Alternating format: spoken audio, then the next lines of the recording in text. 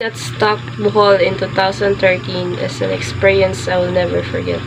I was at home when the ground began to shake violently, causing the furniture to topple and dishes to shatter. The sounds of wall cracking and people screaming outside filled this air, and my heart raced with fear.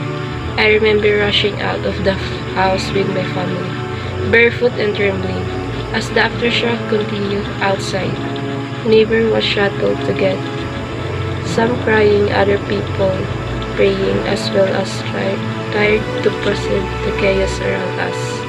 The street was filled with debris, and I could see old churches and buildings partially collapsed, a testament to the earthquake's destructive power.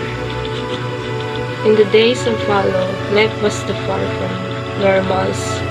We camped outside to offer to return to our home because of aftershock.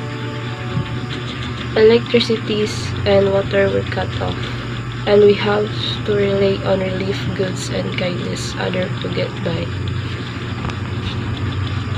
Possibly,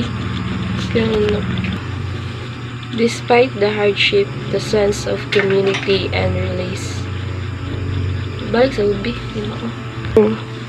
Despite the hardship, the sense of community and resilience among the people was inspiring.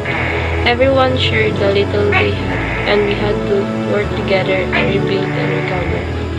That experience taught me the value of preparedness, the strength of community, and the importance of staying calm during emergency.